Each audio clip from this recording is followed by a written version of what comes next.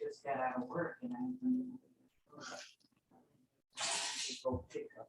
I was supposed to meet you here. And I just came all the way to the city.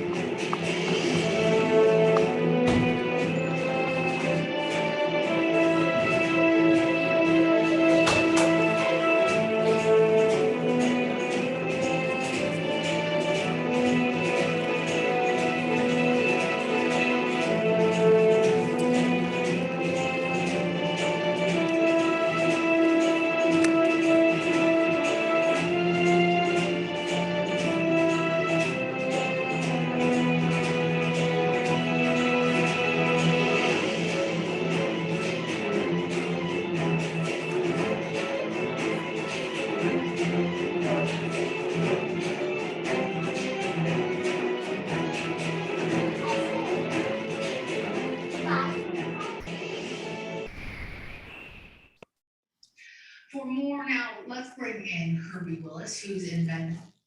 All right, and welcome to One Voice Lenawee. So I want to welcome everyone to One Voice Lenawee. Glad to have everyone on the show today, and thank you all for coming. And this is a local talk show that cover important public events and topics throughout our community. And if you haven't already subscribed to our show, we are asking you to go ahead and hit that subscribe button right now. Don't think about it. Just go ahead and hit that subscribe button. And again, welcome to One Voice Lenawee. And we want to welcome our guests. We have quite a few guests here tonight. We have with us awesome troupe under the direction of Michelle. That's going to be coming up shortly. And we also have with us Dr. Dennis Sherman, MD, Master of Public Health, Medical Director of Lenawee County Health Department, and has been working in Lenawee County for over 30 years. And we also have Martha Hall, Masters of Public Health, Lenawee County Health Officer, who has been working in Lenawee County for over 27 years. So we are glad to have our guests here with us today. We're glad to have the studio audience with us today.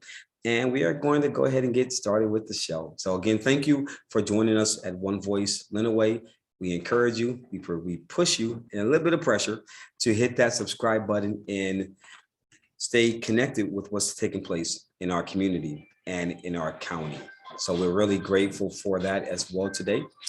And at this point, we are going to bring on Michelle to join us as well. So inviting Michelle to join us. Yes. So could give Michelle a moment to join us as well. Michelle is the director of Awesome Troupe. She's the director of Awesome Troupe. That's going to be coming up in just a moment for us. So yeah.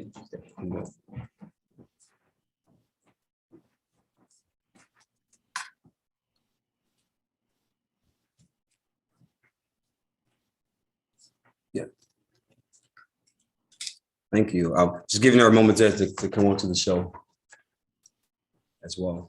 Yeah. She's out working to get the dance group ready. So, yeah, so she'll be joining us in just one moment. But while we're waiting on Michelle to join us on the show, we are going to be having some upcoming conversation regarding COVID and COVID vaccinations, and just looking to get some really important information to the general public so that they're aware. There's been a lot of questions that have circulated in our community regarding the vaccination. So we're looking forward to having that conversation. You're going to want to unmute Michelle. We're going to need you. There we go. So Michelle, welcome to the show. Welcome to One Voice Lenawee. Thank you for having us.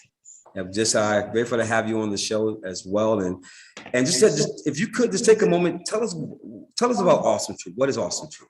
Well, Awesome Troop I created for a group of young kids, not just little girls, but men, little boys, and girls. And it's Awesome Troop, and that stands for All American Women and Warriors who expect success and opportunity to motivate towards higher education. And we teach them to have total respect of other people. So it's just a positive group that we can come together with kids from all over Lenawee County. They have a sense of belonging, and we create dances for church groups, for praise and worship.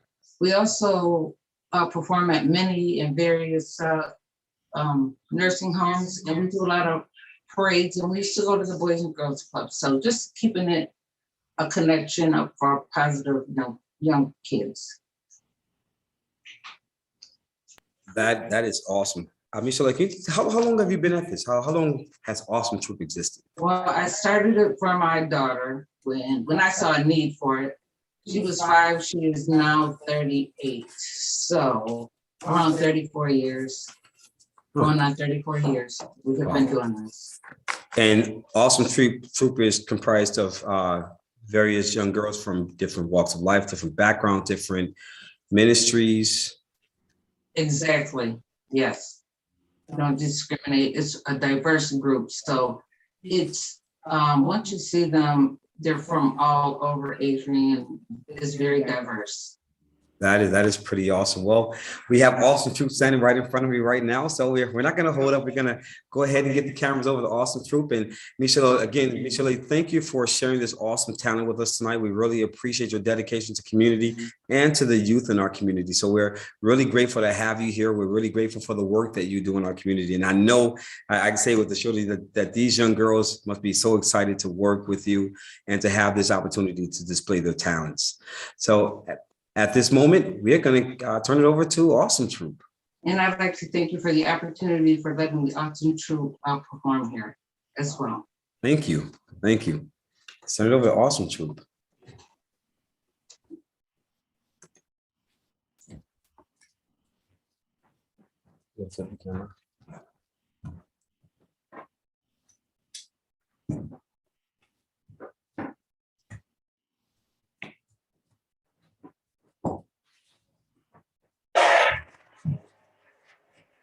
This, when a person becomes a believer, the spirit is made right.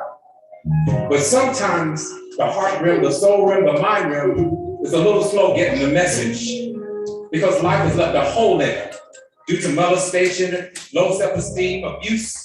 But I came to tell you that God has come to heal a hole in your soul. My sister Leandria is going to help me with this story.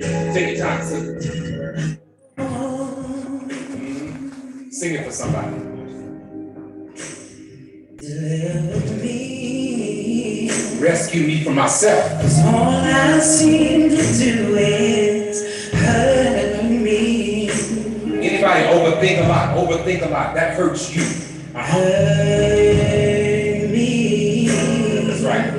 Now let's take it up and cry out. Say,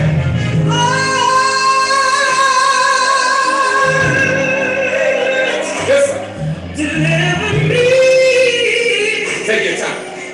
'Cause all I seem to do is hurt me.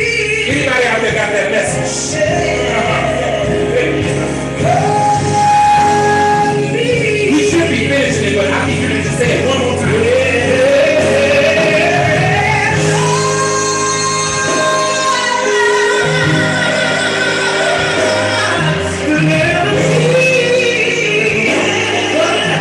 All I seem to do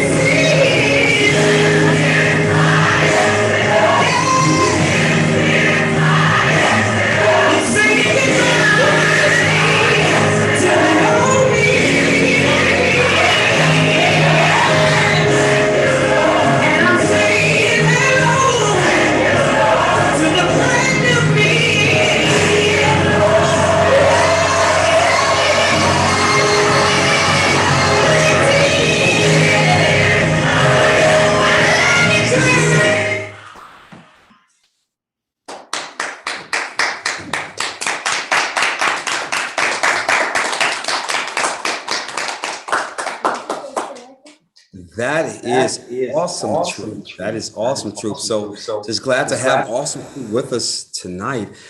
Yeah, that's awesome, guys. This is just, yes, that's awesome. That is awesome. That is awesome. Thank you guys for being with us tonight. Again, my head is off to Michelle for allowing the group to come and be a part of this show tonight. We're just grateful for the work that she continually does in community and her commitment to community as well. So we are glad to have our youth with us and just a showcase of their talent tonight. So again, awesome Troop, thank you again, Michelle, and we're looking forward to seeing greater things take place with our youth and the awesome Troop team, and I'm sure we're going to have them back again on the show. So just grateful for that. And also tonight we have with us, we have Dr. Dennis Sherman, Master's of Public Health, Medical Director of Lenawee County Health Department with us tonight as well. And we have Martha Hall, Masters of Public Health, Lenawee County Health Officer. So thank you guys for being a part of the show. Thank you for coming on and taking the time, I know,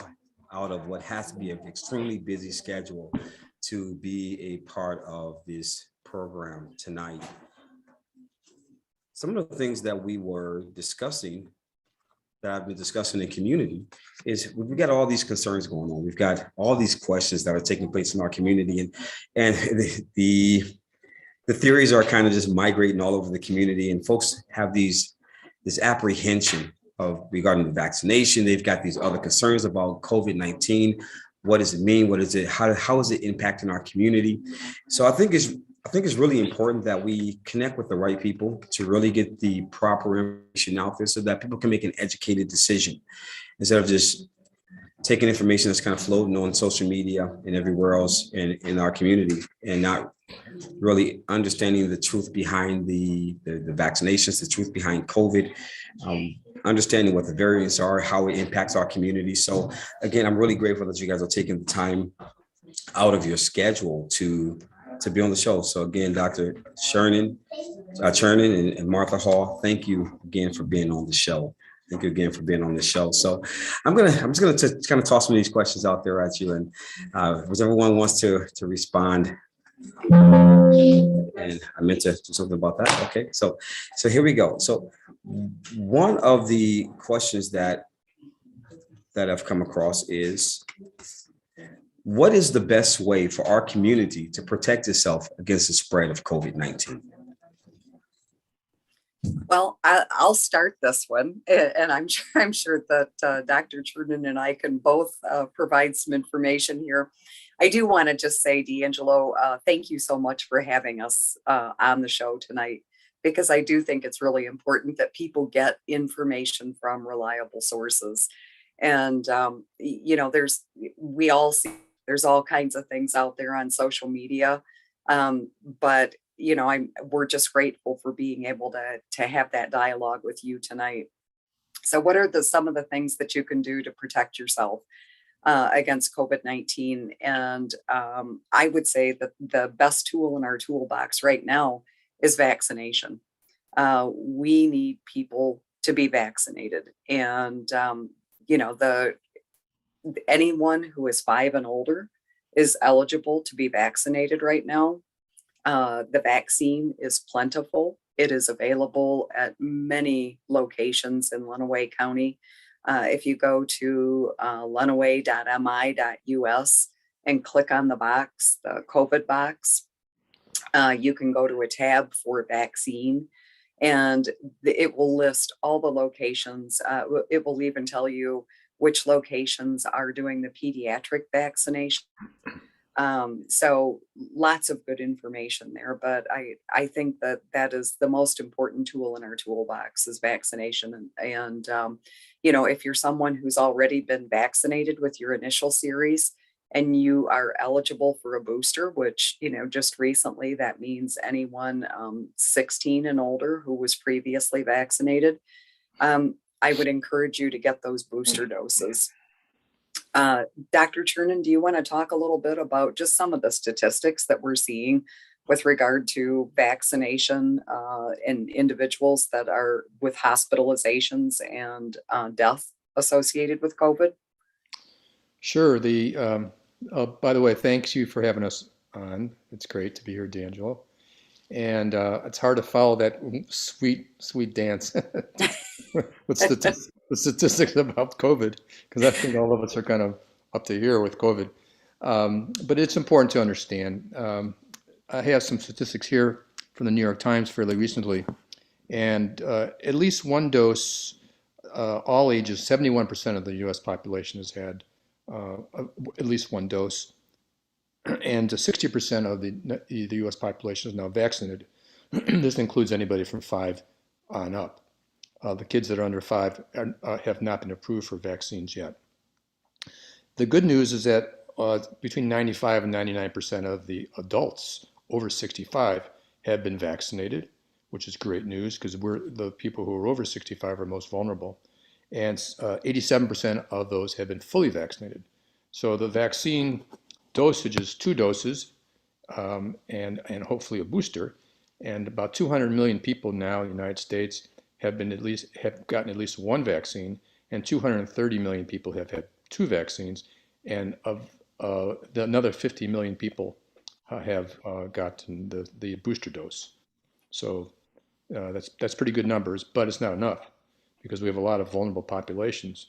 About 87% of the people who are in the hospital now, and also those people who are passing away from COVID, which is a very serious disease, 87% of the people have not been vaccinated. So really, right now, it's a pandemic of the unvaccinated.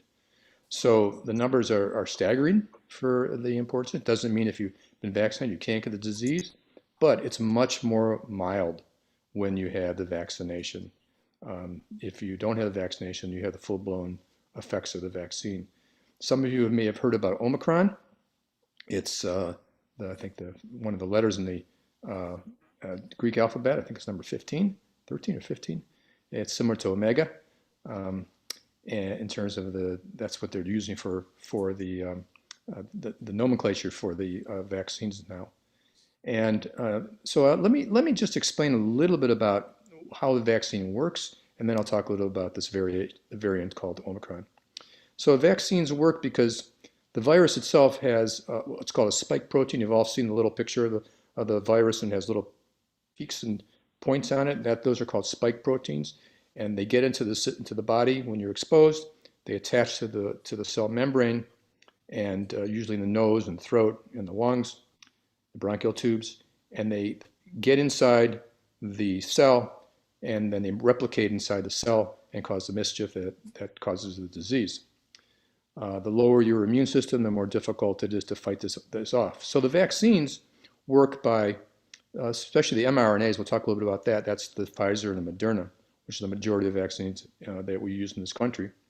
And what they do is you inject this mRNA, it's messenger RNA, it goes into the cell, and it produces it's called coding. It codes for spike protein, and the spike protein causes an antibody response in your body. So the body attacks this foreign substance. The good thing about mRNA, and even Johnson & Johnson, which is a DNA vaccine, it cannot cause COVID, but it creates an immune response so that when the body is now exposed to it, the body will fight off the infection by producing these antibodies, and they're called T cells, and they're neutralizing cells, and a bunch of other different kinds of cells, B cells. So it's very safe.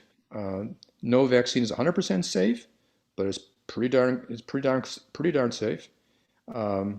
There's been hardly any major complications from the COVID vaccine, and it works remarkably well, especially for preventing serious disease. So that's a little bit how the vaccines work. So Omicron is a variation of the original Chinese variant that came to the United States, which is from the Wuhan province. And this virus has changed. The viruses have this natural ability to change, and it's called a mutation. So there's 30 different parts of this the COVID virus that has changed. So when it gets into the cell, it's a little bit different than the original ones. The vaccines seem to be working.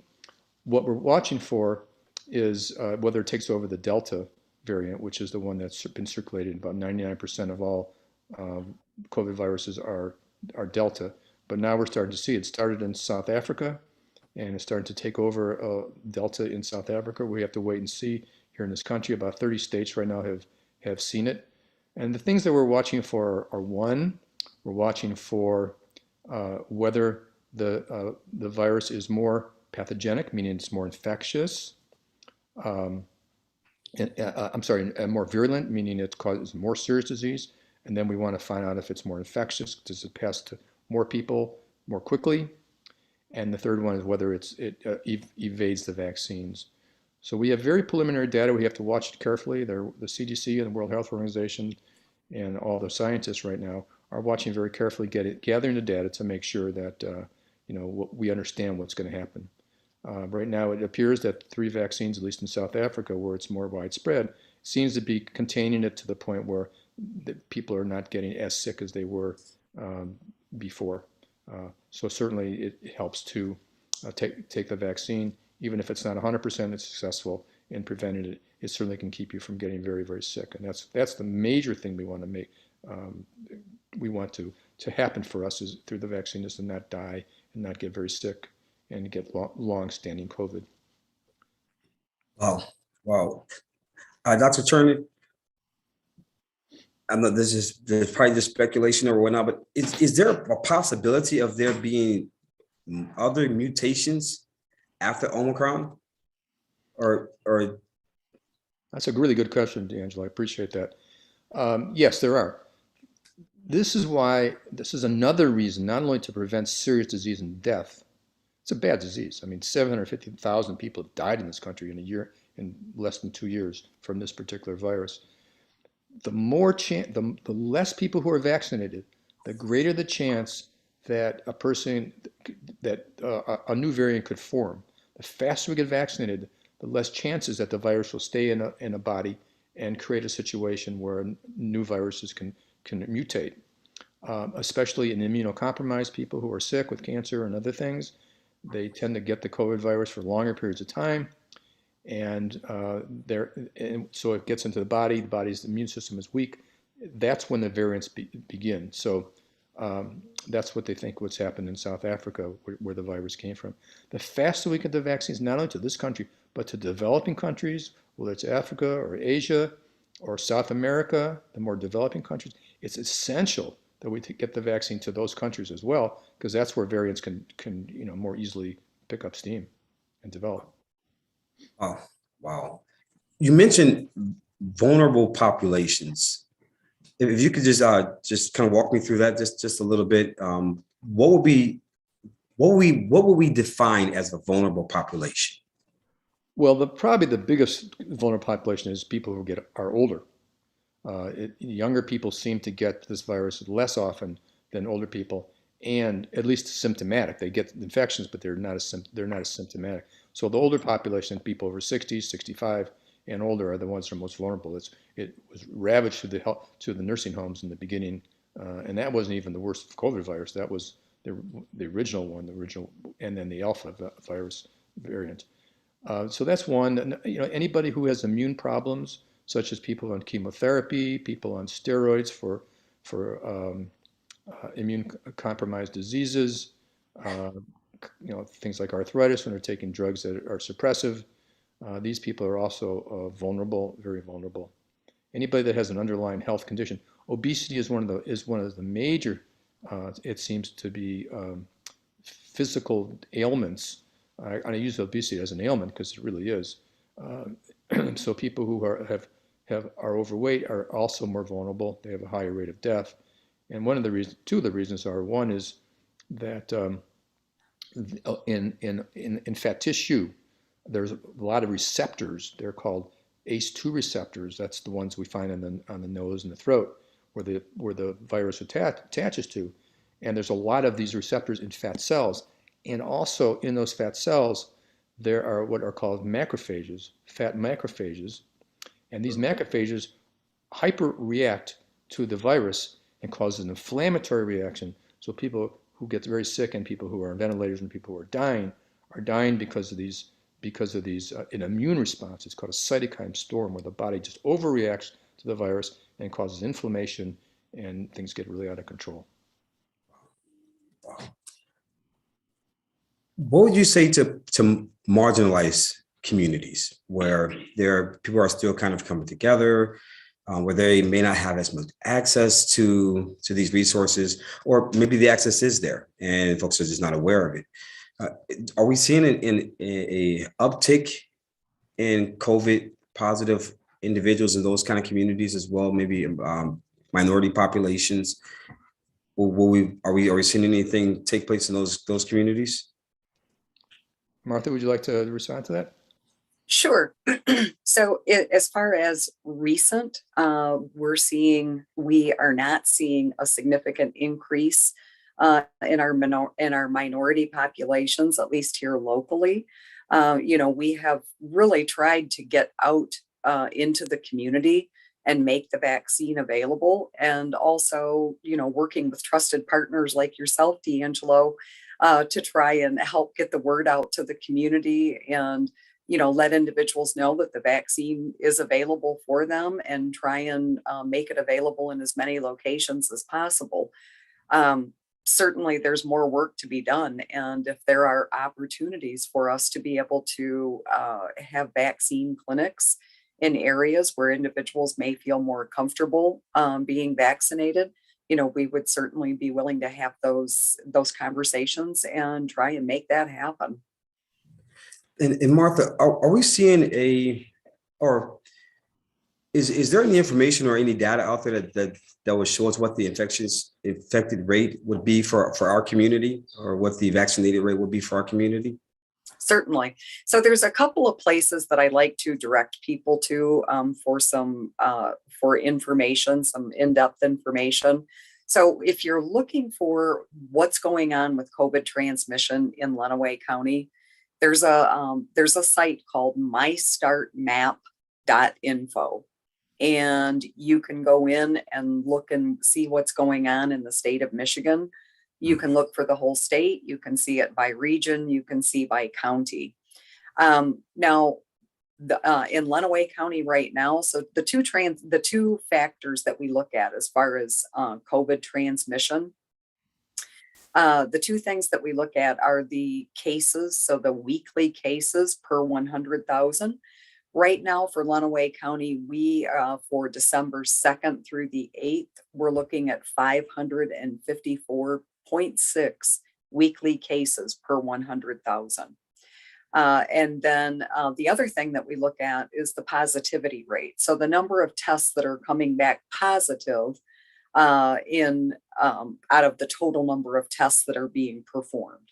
And right now our positivity rate is 18.7%, also for that same time frame, December 2nd through the 8th, which is quite high. We would like to see that positivity rate significantly lower. We'd really like to see it below 3%. And then, so that's a really great place to find that information as far as what's the risk of transmission in our community. Another site that I would recommend that people take a look at is if you go to the michigan.gov /coronavirus, there is information there that you can break down to the county level. There's everything from vaccination rates. There's a very nice dashboard for vaccination. You can break it down by age group and look at what age groups are being vaccinated. So what's the percentage in our community? Lenawee County is lagging behind the rest of the state when it comes to vaccination. And, we would really like to see those numbers increase, especially our younger population. We really need to see those numbers increase. A lot of our older adults, so definitely individuals 75 and older, 65 and older, we still saw a pretty significant uptake of vaccine. But with our younger population, we definitely can do better. So, really just encourage everyone to get vaccinated, get those booster shots. if you're unsure about the vaccine, if you have questions about it, and it's reasonable for people to have questions. But if you have questions, please reach out to your healthcare provider and have a conversation with them. Talk to the person that you trust with your other healthcare needs, and consult with them on whether they believe that it's the right decision for you to get the COVID vaccine. So, so in our community, you said that the vaccinations are open to the populations of 5 years of age and older for the youth population. Yes. I know that there are some of the vaccinations that require 2 shots versus just the 1 shot. When it comes to both shots, are we seeing the population, the youth population that is receiving 1 shot or going for the 2 shots? Are they going back for both shots, or are we seeing them come in for the 1 and maybe not come back for the second one? No, I would say that we have a really high percentage of individuals who are getting both doses of the vaccines. That's something that we've seen with the older populations, and most of the time when individuals are coming in and getting those vaccinations, they are coming in for the second dose. And with our younger population, the vaccine that they can receive does require 2 doses. So the Pfizer vaccine is going to be a 2-dose vaccine. I also want to just mention that if you go to the lenawee.mi.us website and click on the COVID box, there will be a tab there for vaccines. You can find all the information there for when those vaccine clinics are offered.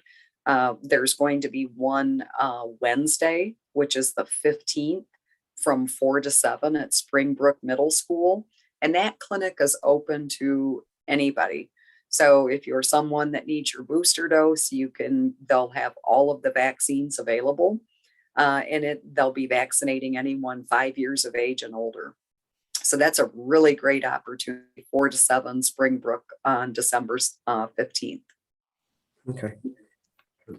And with the booster shot, so we get the vaccination. So you go, you get your 1 or you get your 2 vaccinations. And now we're hearing a lot of talk about the booster shots that we're expected to go take after so many months of having the vaccination, the Johnson & Johnson, Moderna, or the Pfizer vaccination. And are we looking will this work?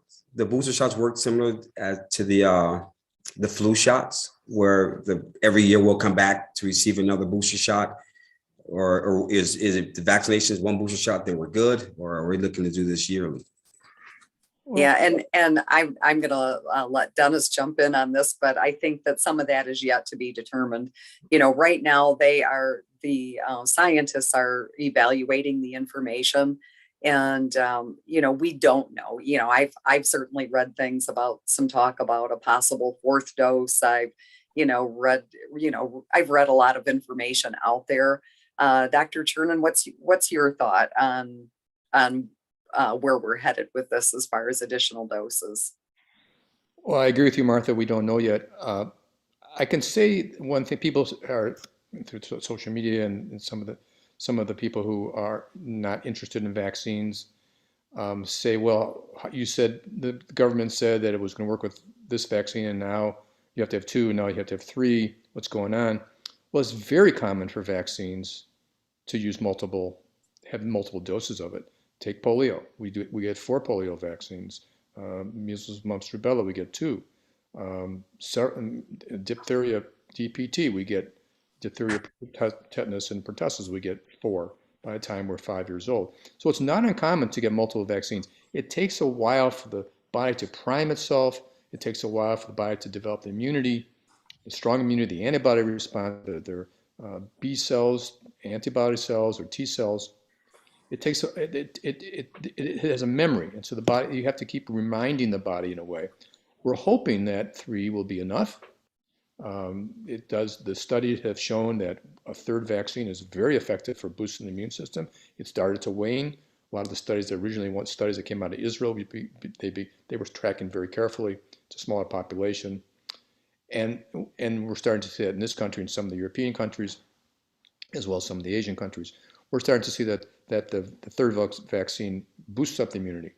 Now, there's some caveats to that. There's some questions. One is, are there more variants out there? That's why you need to vaccinate, so there are less variants. It's really, really important. Everybody needs to get vaccinated. So that's an important factor to remember, so that we don't have to keep boosting up for new variants. Viruses are kind of tricky. They're like any living organism. They want to live. So the tendency is to want to not kill the host, but to transmit it to other people so the virus can continue to live. And so a smart virus tends to become less virulent over time, becomes less infectious and less dangerous because, as I said, every species wants to survive. So it doesn't help you if you kill your host. Like Ebola, we've all heard of Ebola. Mhm. And Ebola kills their host very quickly, and therefore it doesn't really spread very fast. You maybe have 100 or 1,000 people maybe, but it doesn't become worldwide because the virus itself isn't a very smart virus in a sense. But this virus is tricky, and this virus has figured out. I mean, it's not conscious like we are, but it is an organism that wants to, or actually not even an organism. It's actually a bunch of nucleosides and nucleotides and things, but it has an ability to want to survive. So we really, the point of what I'm saying is that we really have to protect ourselves. What are important? Vaccines to increase our immunity. We need to keep wearing masks. This is so important. I was just at a mall in Ann Arbor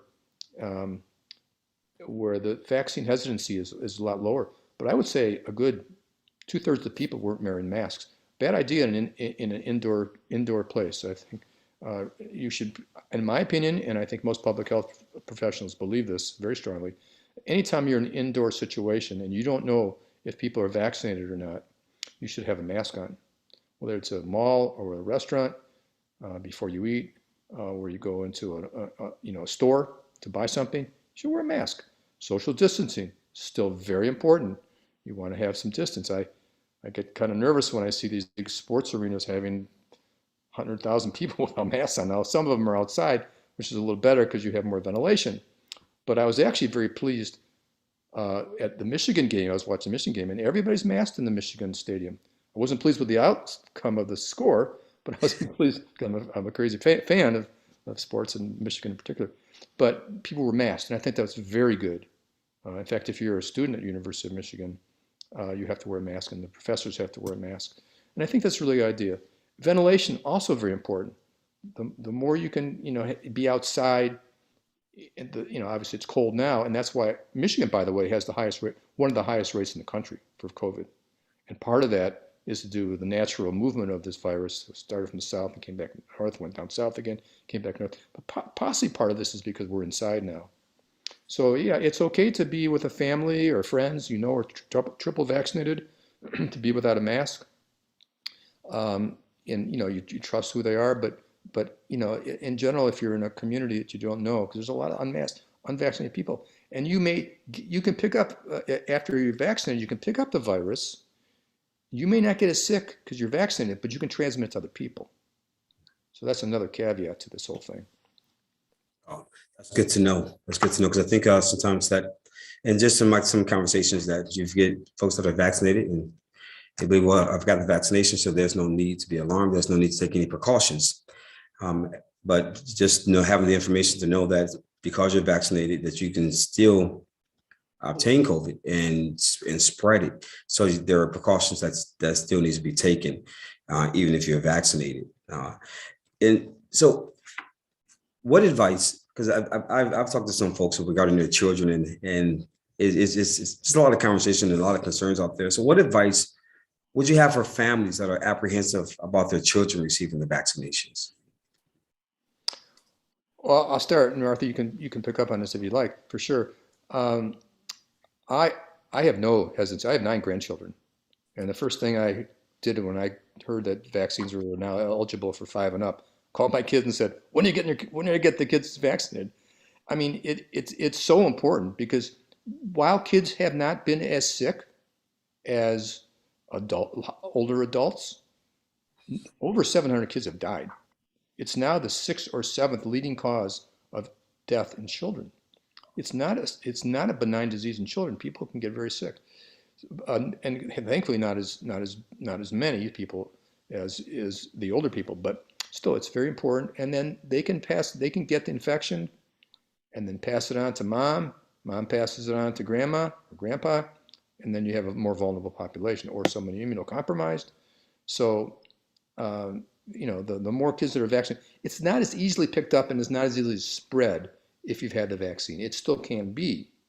There can be, and you can also get a breakthrough illness, but they tend to be less serious, and you tend to not be able to pass it on as easily because it's called a viral load, is lower because you have the vaccine. So that virus gets into your nasal membranes, and very quickly the antibodies start attacking it. So you may still get it infected, but the load of virus that is important to pass it on to be able to pass it on to people is lower. So you're less infectious, but you still can't pass it on. And so that's another reason why it's very safe. Yes, we've heard about myocarditis and the inflammation of the heart muscle in young men, older teenagers and adults. But it's actually pretty mild, and there's been no deaths from myocarditis that we've documented. And the rates of myocarditis actually from the virus itself are way higher than they are from the vaccine. So, Angela, I want to address something that you said before. What about communities and how do you help communities who maybe don't trust the government as much? And we're part of the government. I think it's important to address this head on. There are communities, and they can be marginalized communities. They can be communities of color. They can be rural people who are very independent and don't believe government should be as big of a factor in there. I think we have to continue to address things like we're doing right now, to address communities that are a little less open to the idea of or maybe aren't sure, don't trust, the science behind it. I can guarantee you the science is true and real, and there's nobody trying to try to trick anybody or hurt anybody. I mean, we're if medicine is a science, 97 or 8% of all physicians have been vaccinated. And so, these are the people hopefully you trust with your life and your health to make good decisions for you. I think it wouldn't be that way. It would be much lower if the physicians themselves didn't buy into and believe in the vaccines. They're very important, and masking too. I mean, when I go see my patients in my office, because I have a family practice myself, I wear a mask every time. There's nobody that can come into our office without a mask. So I think, in any hospital, any medical care facility, we're doing that to protect ourselves and to protect other people. And so, I just want to stress that this is, vaccines have been around for 200 years. And if you look back into the late 1700s, George Washington mandated vaccines, the smallpox vaccine, to his soldiers. And it caused an uproar then too, because smallpox was killing 30% of the soldiers. And it had just been developed. It came from cowpox. An interesting story in and of itself. But he mandated it, and it turned the course of the 1812 war, all sorts of wars that were fighting between the British and the Americans. So, it goes way back. In the 1918 flu epidemic, there was resistance to wearing masks then. It's very interesting to see the history of that. There's some interesting books on that. They didn't have vaccines then. That's why a lot of more people died during the 1918 epidemic than even now, in terms of percent of the population, because people weren't, there wasn't antibiotics. A lot of people were dying of pneumonia that they developed after the viral infection. But also, people were resistant to using masks. So this country has a very fierce independence. It's probably the most independently thinking peoples in the world right now, of any country, I think.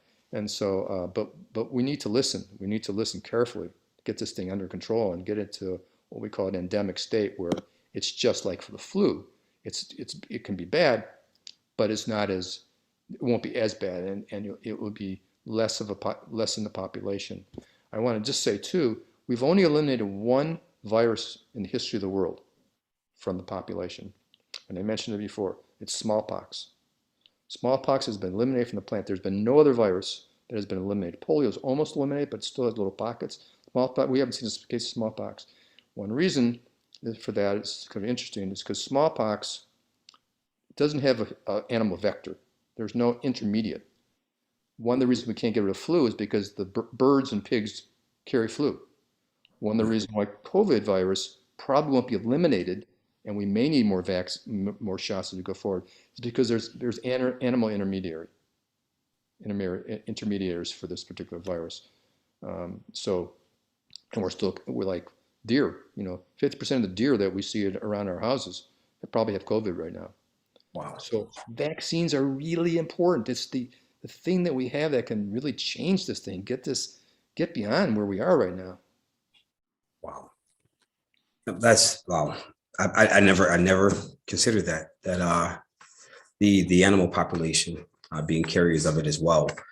Never thought about that. So for those of my viewers that are watching, that's some history for you. That's just to help bring some more awareness and understanding, so that you understand what we're up against and why it's important for us all to work together to push for the COVID vaccinations and to make sure that everybody have the right information, the correct information, reliable information from a reliable source. That's really important. I know that there's a lot of information going out on the web, on social media, and anywhere you look that. And it is a lot of different theories out there. So the correct narrative and the educated information is what's really important for our communities. And I have one final question. Is it possible for the COVID vaccinations to create variants? If somebody is to take the COVID vaccination, can a variant come from that? No, it's the opposite. Vaccines will actually stop variants, as I mentioned before.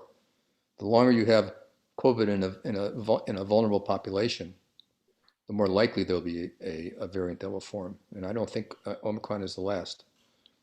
But the more you vaccinate, the less chance that virus sits in somebody's body, commingle with another virus, exchange genetic information, and become a new variant. So the virus cannot cause it. It's not a live particle. It's just part of a virus. It's a little piece of it. The spike protein, the body reacts to spike protein. The spike protein cannot cause the disease, and it cannot create variants. And again, Dr. Chernin, Master of Public Health, Medical Director of Lenawee County Health Department. I really appreciate you being a part of the show, sharing all this rich information and history as well. I think it's a really important aspect of this, just to have that history and the understanding of vaccinations throughout our history, throughout our timeline. So, and to understand how it worked, the problems that vaccinations had in past times as well, but the importance and the results that they've had over our history as well. So, and Martha Hall, Masters of Public Health, Lenawee County Health Officer, thank you so much for being a part of the show. Thank you again for taking your time out to be here and being willing to share information and bring light to a lot of these questions that, because the questions that I receive, I get from community.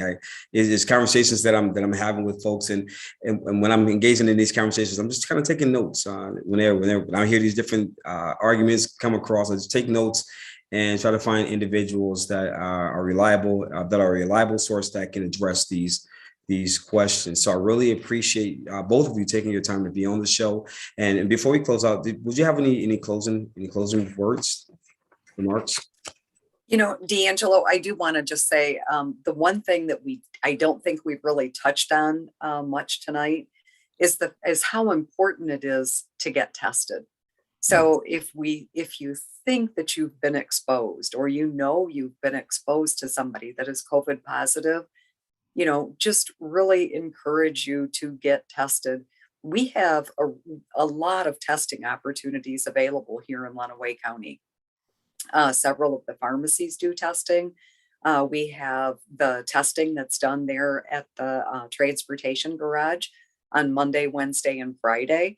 And again, all this information is on the website, lenawee.mi.us. But we have a lot of testing opportunities. So, if you have symptoms of COVID, if you've been exposed, whether you're vaccinated or not, please get tested. And if you test positive, please make sure that you're isolating and staying away from others, so that, we're not continuing to spread the virus in the community. I think all of us look forward to the day when we're no longer talking about COVID and we don't have the concerns with COVID spreading in the community that we do right now. And we all look forward to that. So just want to really encourage everyone, there's really simple safety or prevention strategies that we can all use. Dr. Chernan's mentioned the masks a couple of times. I don't like wearing a mask, but I put one on when I go in the store, or if I have to go in someplace that's a public location. So, that's really important. Making sure that we're washing our hands regularly. I don't know that we've ever talked about hand washing so much. In the last 2 years, we've certainly heard a lot about washing our hands. Yeah. But it's such an important thing, and it's not just COVID. Hand washing is so important in disease prevention in general. So it's a really good habit to be in. But just some of those really simple prevention strategies. We're getting into the holiday season.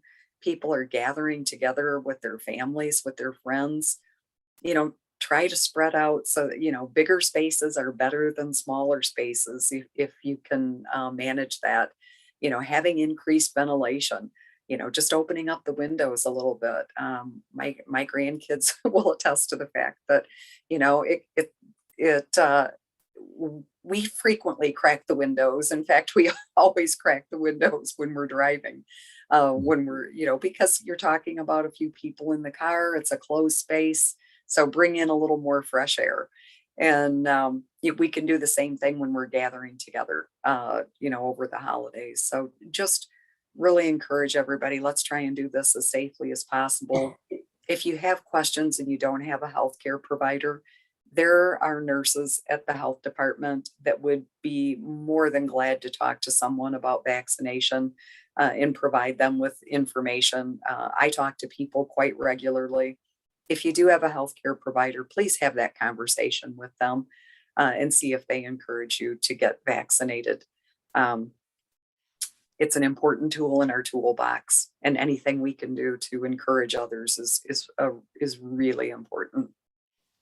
Thanks, Martha. Martha. I'd like to add one real quick thing. Yes. Pharmacies are our allies. We're in a partnership with them. They do vaccines too, besides the health department. So lean on the pharmacies. They're doing a great job. And also, besides the PCR test that you can get at various places, pharmacies do sell the antigen test. And while they're not as sensitive and specific, as reliable as the PCR test that you can get at the health department and other places, they are a good screening tool. A lot of the schools are using that right now, the antigen test to show who's been, not only has the disease, but who's been exposed. So, and we've been working with the schools a lot with superintendents. They've been, very helpful in helping to get the message across that masks are important and testing is important. Okay, I was going to ask this question as well, Martha. If an agency was interested in becoming a testing site, or is it a possibility to partner with the health department with that? What would be the steps if an agency was interested in that? So if there's an agency that is interested, we can certainly have that conversation and see, depending on what they were planning on doing. Are they looking at, testing their employees? Are they looking at being a site that's open to the public? And we could certainly provide some guidance on what they may need to do to be able to do that. Okay. Awesome.